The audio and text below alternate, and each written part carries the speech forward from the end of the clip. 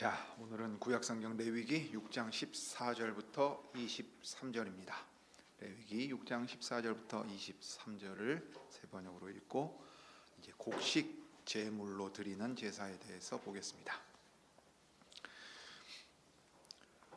곡식 제물을 바치는 규례는 다음과 같다. 그 제물은 아론의 아들들이 여호와 앞 곧 제단 앞에 바쳐야 한다.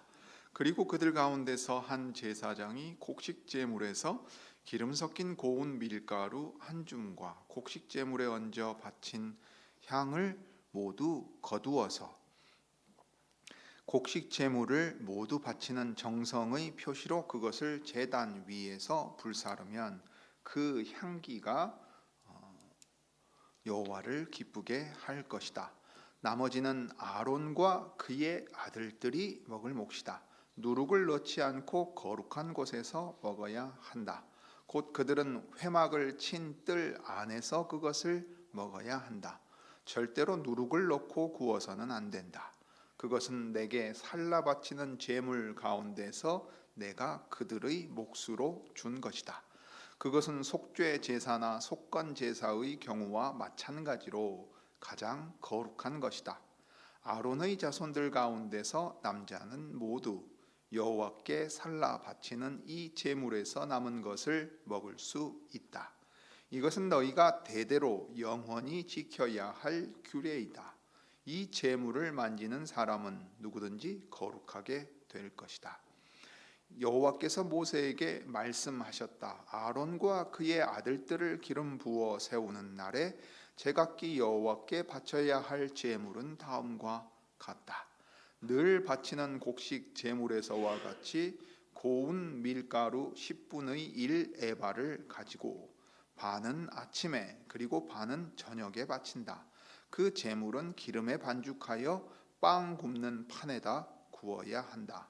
너희는 그것을 기름으로 잘 반죽하여 가져와야 하고 너는 그것을 곡식 제물을 바칠 때와 같이 여러 조각으로 잘라 그 향기로 여호와를 기쁘게 하는 제물로 바쳐야 한다.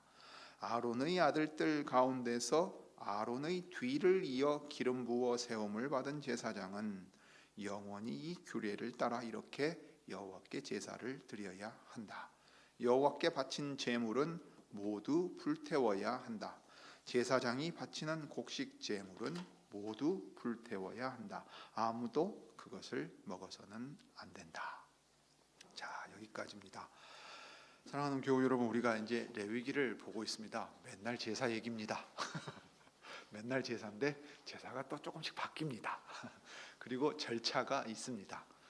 이게 아마 오늘날 하나님께서 제사를 알려주셨으면 유튜브로 녹화를 해서 보여주셨을 것 같아요. 그러면 사실 이게 훨씬 더 눈에 보이게끔 생생할 텐데요. 이걸 글로 읽으려니까 우리가 참 아리송하고 왜 이렇게 주셨나 싶기도 하고 때로는 끝까지 안 읽고 싶은, 그러니까 집중해서 읽기 어려울 때도 생깁니다. 그런데 우리가 천천히 이제 그 의미를 생각하면서 읽어보면 대체나 이렇게 작은 것 하나에도 이런 의미들을 담아서 제사를 드리게 하시고 제사장은 이 제사를 집례하게 하셨구나. 그러면 우리가 이 제사에 참여하는 것만으로도 그 구체적으로 행동하면서 이제 마음가짐이 어떠해야 되고 이것을 통해서 무엇을 생각해야 될지를 알 수 있을 거예요. 그것을 생각하면서 보면 좋겠습니다. 오늘은 이제 6장의 그 9절 이하의 내용 가운데서 번제와 관련된 규례 다음에 나오는 곡식 제물로 드리는 제사에 대한 내용입니다. 계속해서 제사장의 관점에서 어떻게 해야 되는가를 가르치시는 내용이지요. 자, 그래서 14절부터 17절에 나오는 내용을 생각해 보자면 여기 당대의 제사장들은 제사자가 자발적으로 나와서 헌신하여 드리는 그 제사, 이 곡식 제물로 드리는 제사 아닙니까? 그리고 이전에 우리가 레위기 2장에서 본 곡식 제물로 드리는 제사의 특징은 뭐였습니까? 제 아무리 가난한 사람이라도 말하자면 우리가 집에서 먹는 쌀 가지고도 여호와께 기쁘게 드릴 수 있도록 해서 받으시는 분이에요. 아주 상세하게 제물로 드릴 수 있는 것을 가르쳐 주셨거든요. 그러니까 아무리 작은 것이라도 부끄러워할 이유가 없이 기쁘게 여호와께 기뻐서 감사할 일이 있으면 가지고 나와서 드리게 하십니다. 그러면 여러분 기뻐서 여호와께 드리는 제사가 여호와께서 받으셨다는 걸 확신해야 될 거 아니에요. 자, 그럴 때 중요한 게 뭐냐면 이게 이제 헌신하여 드리는 겁니다. 자발적으로 헌신하여 드리는 거니까 나의 헌신을 여호와께서 기뻐 받으셨다 하는 것을 이제 직분자들, 당시 제사장들이 드러내야 한다 하고 보여주시는 거예요. 그래서 제사를 이렇게 집례해 가지고 여호와께서 받으실 제사가 되어야 되고, 그 다음에 이제 번제와 다르게 어떤 또 가르침이 하나가 나오게 됩니다. 그 다음에는 이제 나오는 얘기는, 그러니까 자원하여 곡식 제사를 드리는, 자기를 헌신하기 위하여 이 제물을 드리는 제사를 제사장이 집례하는 것과, 그 다음엔 자기 자신을 위한 제사입니다. 제사장들이 이 곡식 제물로 제사를 드릴 때의 얘기예요. 그런데 이때는 언제냐 하면 제사장으로 임직해서 이 위임식을 할 때의 얘기입니다.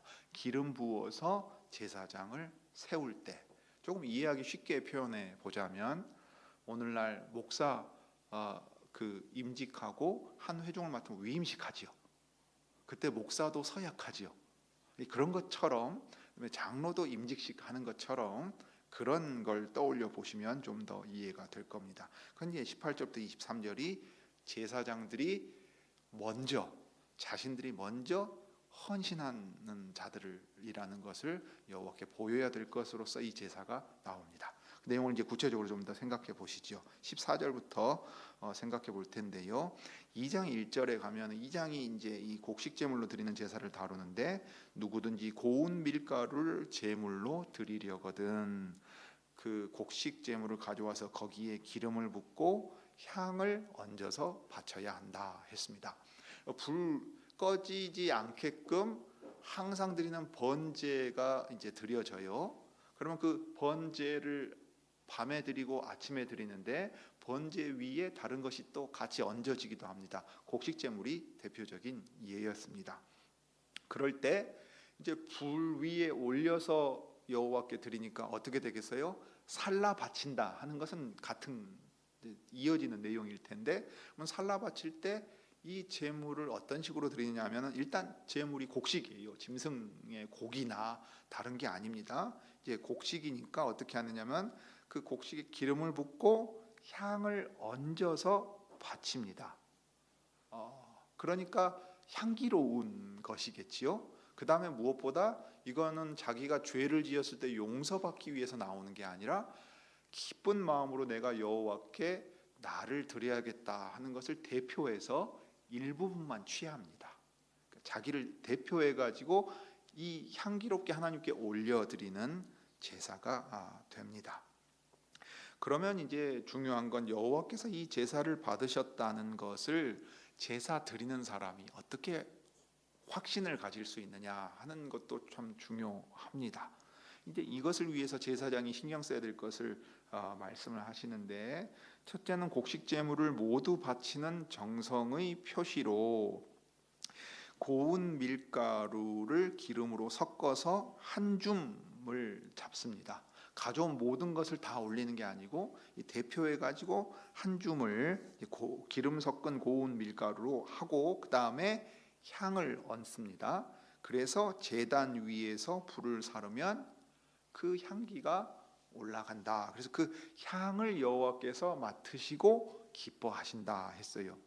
자, 그러면 여호와께서 이 자발적으로 헌신하여 드리는, 자기를 대표해서 드리는 곡식 제물로 드리는 제사를 받으셨다는 것은 어떻게 알 수 있냐면, 제사 자체가 흠없이 온전하게 드려지면 이게 이제 받으셨다 하는 약속이 이제 이루어지는 겁니다. 약속하신 대로 이것을 받으시니까요. 자, 그러면 제사장이 주의해야 될 것은 무엇이겠습니까? 하나님의 백성들이 기쁘게 여호와께 자기를 드리려고 할 때 여호와께서 그것을 받으셨다는 것을 확신하고 삶 가운데 기쁨으로 살 수 있도록 이 섬기는 일을 흠없이 그 잘못하지 않고 제사를 온전히 진행을 해야 되겠죠. 그러니까 절차도 잘 준수해 가지고 진행을 해야 됩니다. 그게 이제 첫 번째로 하나님 받으셨다는 증거가 되는 거고요. 그런 다음에 이제 한 줌을 그 가져온 제물을 대표로 드렸으니까 나머지가 있을 거 아니에요.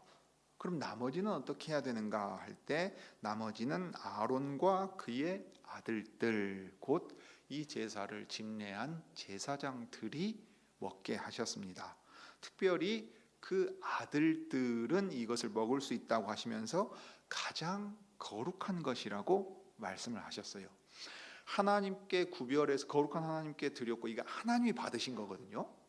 그러니까 한 줌을 대표로 드렸지만 나머지도 다 드린 거예요. 대표해서 드린 거니까 이것도 받으신 겁니다. 그러면 하나님께서 받으신 것을 거룩하신 하나님이 누구에게 지금 주시는 거예요?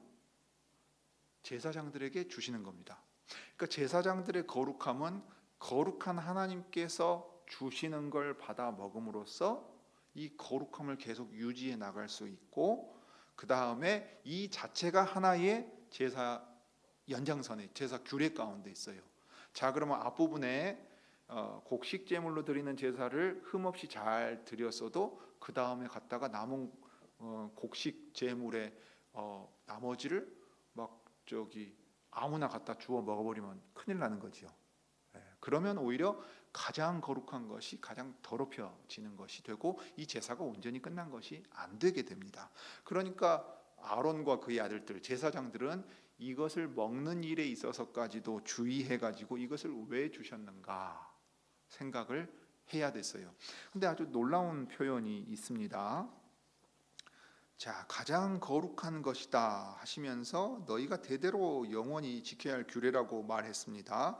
아론의 자손들 가운데서 남자는 다 제사장 가문에 이제 제사장으로서 일을 하는 사람들이에요. 그러면 제사장들이 거룩한 제사장이다. 그럼 이 거룩함은 어떻게 유지가 되느냐면 거룩한 여호와께서 거룩한 음식으로 그들을 먹이심으로써 이들이 거룩해 함으로 유지가 돼요. 심지어 뭐라 그랬냐면 이 제물을 만지는 사람은 누구든지 거룩하게 될 것이다 했어요. 여러분, 곡식 제물의 나머지가 무슨 거룩하게 만드는 능력이 있는 게 아니지요. 근데 이 말씀을 하신 이유는 무엇이겠습니까? 제사장과 이스라엘 백성으로 하여금 제사장이 거룩한 이유는 거룩하신 여호와께서 너희 가운데 따로 구별해서 가장 거룩한 것으로 직접 먹이시고 책임지셔서 그들을 거룩한 제사장으로 일하게 하신다는 것을 지금 구별지어 나타내는 거예요. 그러니까 마치 그 곡식 제물의 나머지 여호와께서 주시는 것을 먹는 사람은 누구든지 거룩하게 된다고까지 말하는 겁니다. 여호와께서 주시는 약속이 이 제물의 나머지에 붙어 있는 거예요. 그러니까 제사장들은 그 의미를 잘 기억해서 단순히 나머지 것이 자기들의 몫이 된다가 아니라 이것 또한 곡식 제물로 드리는 제사의 규례 중 일부이므로 우리가 이것을 가장 거룩한 것으로 유의하고 이것으로 먹게 하셔서 우리로 백성을 섬기게 하신 뜻을 항상 기억해야 했습니다. 그들이 이것을 먹고 아마 제물에 흠이 있었다면 이전에 이미 제사를 드리는 데에 제사장들이 걸러냈겠지요. 그다음에 여러 가지 절차에 있어서도 그러해요. 그다음에 이 마무리 절차까지 제사장들이 이것을 가장 거룩한 것으로 여기고 먹게 되면 여호와께서 약속하시고 말씀하신 대로 이 곡식 제물로 제사를 드린 이의 헌신을 기뻐 받으신 것이 되는 겁니다. 이 두 가지 확증을 그들에게 보여줘요. 그럼 무엇이 있습니까? 아, 여호와께서 나의 헌신을 기쁘게 받아주셨구나, 기쁘다 하는 일이 생겨요.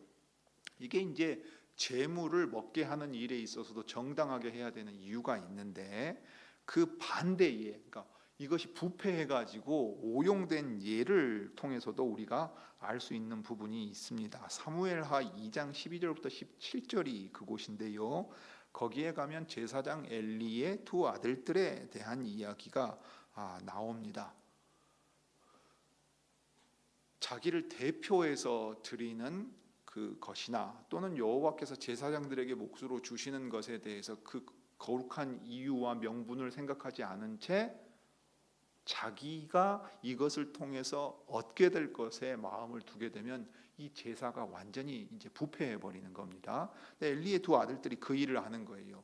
고기 덩어리를 예를 들면 우리로 치면 이렇게 3개 달린 포크 같은 거로 탁 걸어 가지고서 제사도 안 드렸는데 그냥 고기 좋은 거 가져다가 종시켜 가지고 가져가 버리고, 심지어는 뭐라 그러냐면 삶아서 해야 되는데 삶지도 않았는데 가져가면서 뭐라 그러냐면 아이 제사장 드실 거다. 제사장은 우리로 치면 그 삶은 거 안 좋아하셔.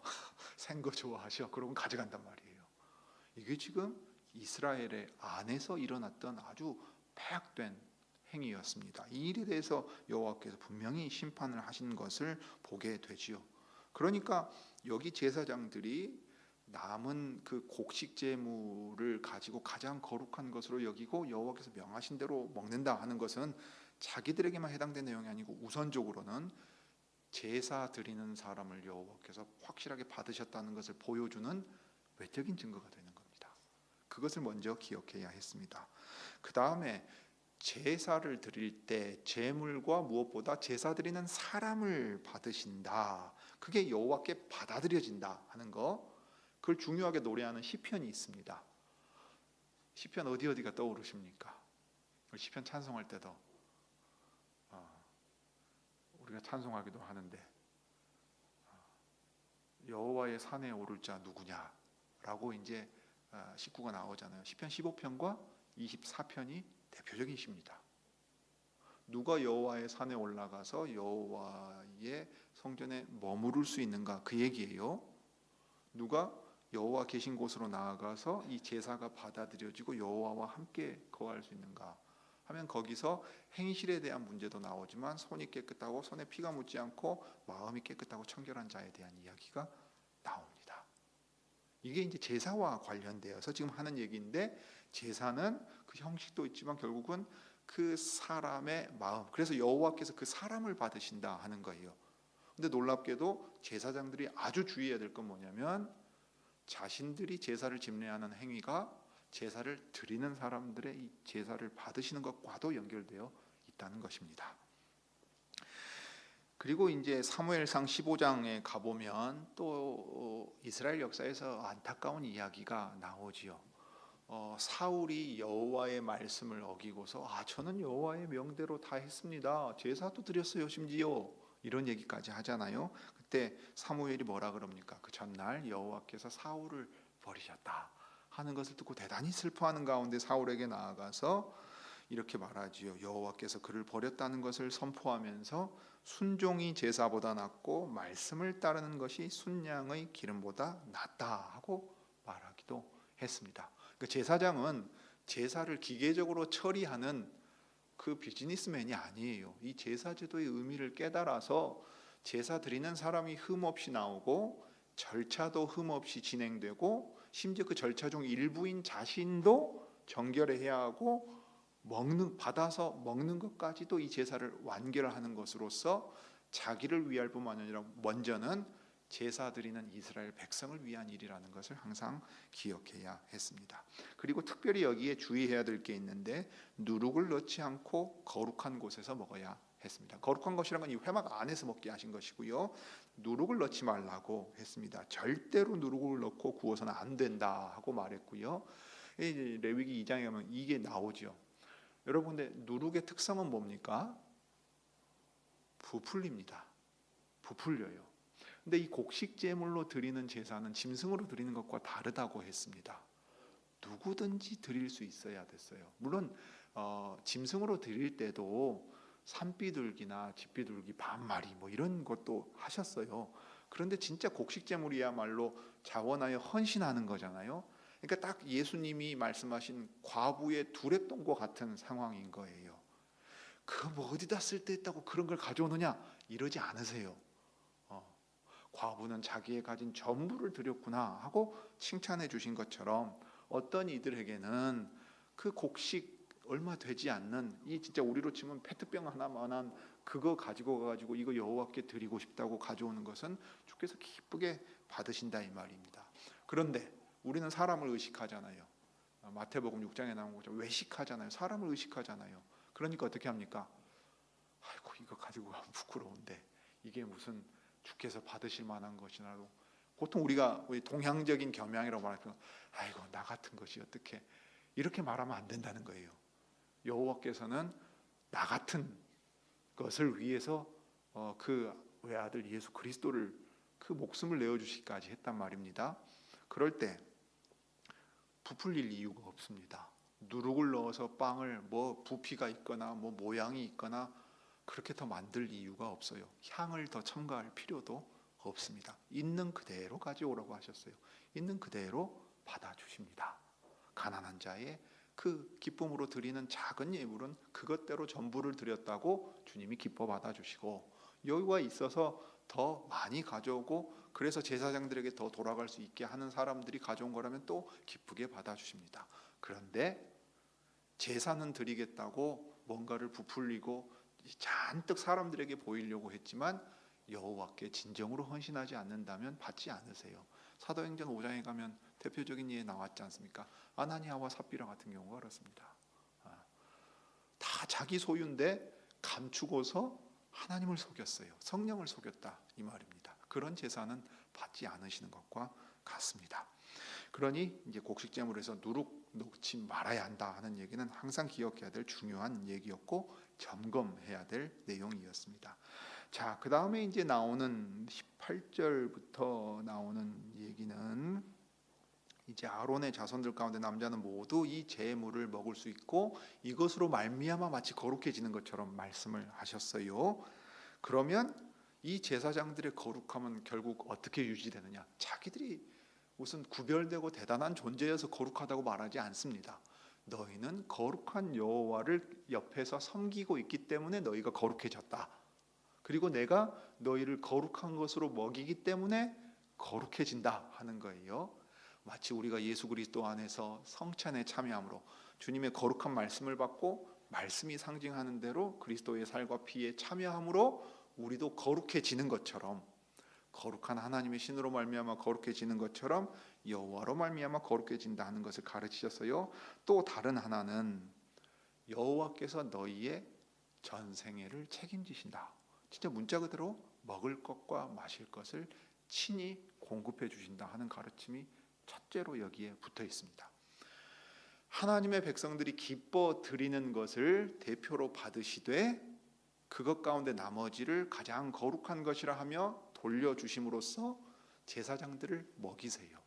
이 원리는 오늘날도 여전합니다. 디모데전서에 보면 바울이 그런 얘기를 하지요. 잘 다스리는 장로들은 2배로 존경을 받아야 합니다. 특히 말씀을 전파하는 일과 가르치는 일에 수고하는 장로들은 더욱 그러해야 합니다. 자, 장로님들이 다스리지요. 그 장로의 역할을 잘하는 사람들에게 큰 칭찬이 있을 것을 말씀하시면서 말씀을 전파하고 가르치는 일에 수고하는 장로, 오늘날로 치면 이 사람이 바로 이제 목사 직분자입니다. 그 사람은 이 일에 전념하게 되니까 성경에 이르기를 타작마당에서 나다를 밟았더는 소의 입에 망을 씌우지 말라 했고 일꾼이 자기 삭슬 받는 것이 마땅하다 한 그것대로 그 사람에게 여호와께서 주시는 몫을 여러분들이 주십시오 하는 거예요. 이게 제사제도 때 나타난 것과 같은 거예요. 여호와께서 받으신 것을 가지고 자기 백성의 헌신으로 받은 것을 가지고 제사장들을 먹이셔서 이 거룩한 직무를 계속 전념하게 하신 것처럼 이 일에 부족함이 없도록 여러분들이 하십시오 하는 것을 바울이 지금 얘기하는 겁니다.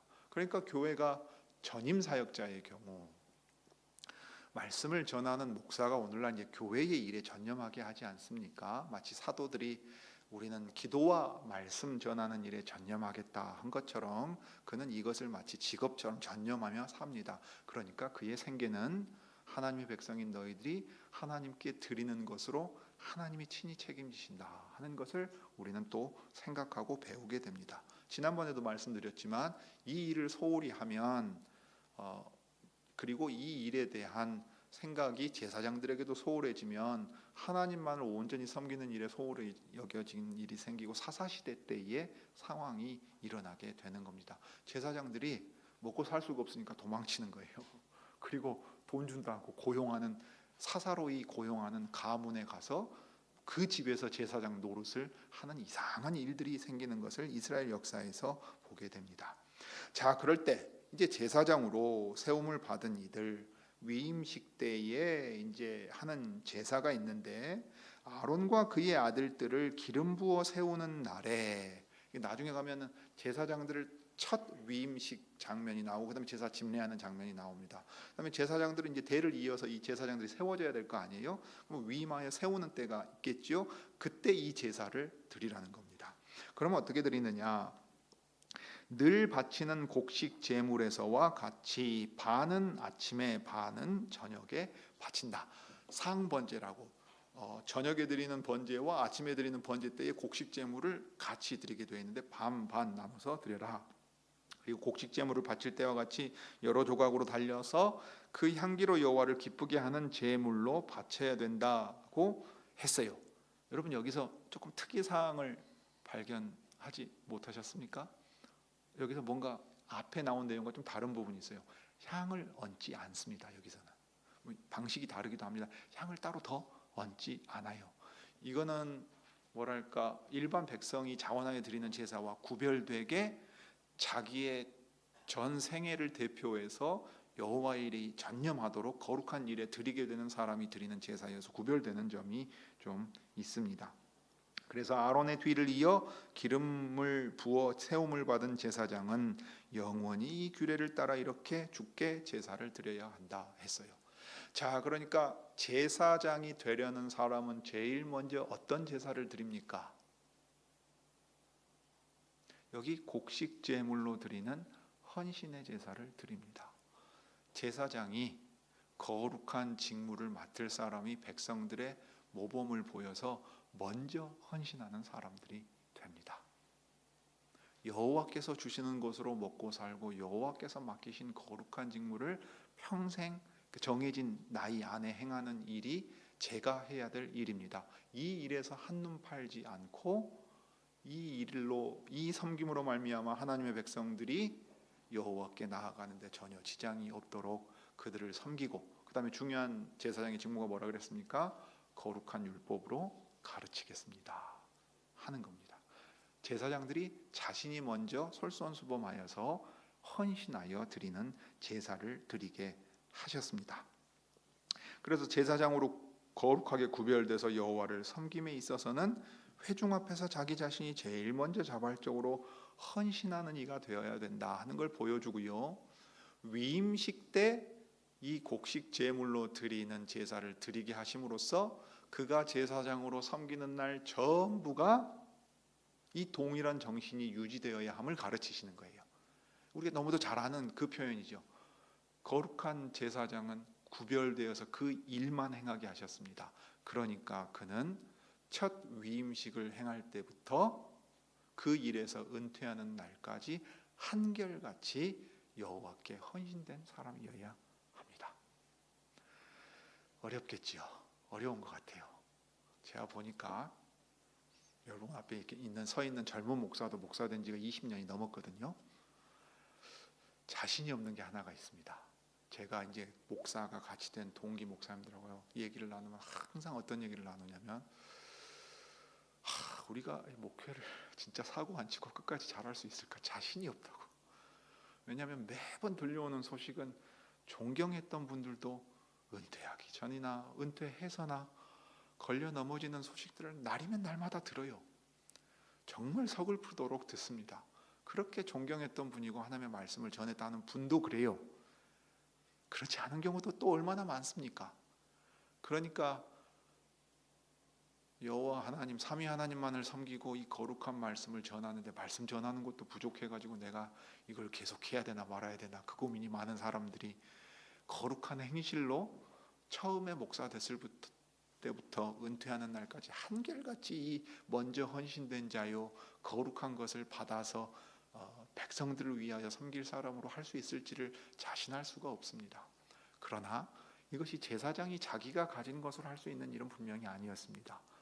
거룩하신 여호와께서 거룩하신 것으로 먹였기 때문에 그가 이 일을 감당할 수 있었음을 봅니다. 자, 오늘날 목사뿐만이 아니라 교회의 거룩한 직무를 맡은 이들도 구별해서 그리스도의 교회를 섬기게 하십니다. 먼저 본이 되어야 합니다. 서약하며 선서하던 내용도 기억해야 하겠지요. 무엇보다 한결같이 대제사장이신 그리스도만을 의지해서 우리가 맡기신 일에 불충하지는 않는가 돌아보면서 끊임없이 힘과 은혜를 구해야만 하겠습니다. 자, 그래서 이제 대제사장이신 그리스도께서는 히브리서 7장 27절에 보면 다른 대제사장들처럼 날마다 먼저 자기 죄를 위하여 희생 제물을 드리고 그 다음에 백성을 위하여 희생 제물을 드릴 필요가 없었다고 했습니다. 그분은 온전한 헌신으로 자기의 전부를 드렸고 참 인간으로서도 모든 신자들의 본이 되시는 분이며 더 나아가서 우리가 그렇게 살아갈 수 있게 하기 위해서 하나님이 사람이 되셔서 십자가에 달려 죽으시고 부활하셔서 우리도 그 부활에 참여하신 분이기 때문에 단번에 이루신 이 일로 말미암아 구약시대의 제사장보다 더 확실하게 신약시대의 교회의 직분자들은 주께서 맡기신 일들을 할 수 있습니다. 우리가 넘어질 가능성이 수도 없이 많지만 할 수 있다는 가능성이 있는 것은 주께서 그 힘을 우리에게 주시고 자기 백성을 사랑하여 우리로 섬기게 하시기 때문입니다. 자, 그래서 제사장이 바치는 곡식 제물은 이것을 남기지 않고 다 태웁니다. 왜냐하면 이것은 여호와께서 받으신다는 어떤 확증이 필요한 제사가 아니고 또 누군가를 먹이기 위해서 남겨둘 필요도 없어요. 이것은 제사장은 온전히 여호와께 드려서 다 받으시기에 또 주님만이 이 제사를 받으시기에 합당하신 분이라는 것을 이렇게 나타내 보이고 있습니다. 자, 그러므로 여러분 우리가 기뻐 헌상을 드릴 때나 우리의 인생 가운데 여호와께 나 자신을 드리면서 산다 하면서 사는 일들 여호와께서 다 기억하고 계십니다. 어쩌면 교회의 직분자들은 항상 여러분들의 헌신이나 믿음이 부족하다고 책망하는 사람처럼 보일지 모르겠어요. 그러나 어떤 목사님이 목회자와 장로가 교인 가정을 신방할 때 항상 이것을 기억하라 한 말이 기억납니다. 장로 시대 때 꼭 언급되는 말입니다. 교인의 가정을 신방할 때 믿음 약한 거에 놀라지 말고 믿음이 있는 것에 놀라라는 얘기를 해요. 여러분 우리가 주 예수 그리스도를 믿고 삼위 하나님을 섬기는 것 자체가 기적입니다. 제가 목회를 하고 있는 게 기적이고 우리와 같은 사람이 장로를 맡고 집사를 맡고 교회에서 반주도 하고 묵묵히 보이지 않는 일에 헌신할 수 있는 것 다 은혜로 말미암아 우리에게 주신 믿음으로 이루어진 일입니다. 그러니까 이 어느 것 하나, 이 작은 헌신 하나 귀하지 않은 게 없어요. 우리 주께서는 그것을 귀하게 보시고 받으셨고 지금도 받고 계십니다. 그러니 여러분 주 예수 그리스도를 의지하여 더욱 힘을 내서 주님의 거룩한 교회로 서가실 수 있기를 바랍니다. 같이 기도하시죠. 자비로우신 하나님, 우리 아버지, 저희가 주께 드려서 참으로 주께서 받으실 만한 것이 무엇이 있겠습니까? 그런데 곡식 제물로 제사를 드리게 하실 때에는 우리가 평소에 먹는 그 약소한 음식이라도 그 곡식이라도 가져오게 하시고 너희가 가져온 것이라면 마치 부모가 자녀에게 말하듯 안 먹어도 내가 배부르다 하는 마음으로 기뻐 받으시고 우리의 헌신을 즐거워하시면서 저희들이 주님의 교회를 이루어갈 수 있게 하셨습니다. 거룩한 직무를 맡은 이들에게는 먼저 그들의 책임을 기억하게 하시고 가장 먼저 헌신된 이들이 되게 하시며 너희의 그 먹을 것과 입을 것 거룩한 직무를 위하여 필요한 모든 것은 내가 너희에게 거룩한 것들로 친히 내려준다 하는 약속 가운데서 그 일을 행하게 하십니다. 그러므로 모세와 아론도 핑계치 아니하였고 그 어떤 제사장들도 자신들이 그 직무에 부적합하고 부족하다고 그 일을 피하지 아니하고 주님 주시는 은혜 가운데 그 일을 감당했습니다. 오늘날 그리스도 안에서 저희에게 주시는 은혜는 얼마나 더 풍성합니까? 그리스도 안에서 언제든 죄를 고백하고 돌이키는 이들을 받아주시고 기꺼이 주님의 백성으로 또 말씀으로 가르치시며 정결하고 거룩한 길로 더욱 이끌어 가십니다. 그러므로 주님 우리 중에 그 어떤 섬김이나 헌신도 보잘것없고 주께서 받지 않으실 것이 없음을 기억하면서 우리가 그리스도의 지체로서 각자의 역할을 잘 감당해 나갈 수 있게 저희에게 믿음을 더하여 주옵소서. 주 예수님의 이름으로 기도드립니다.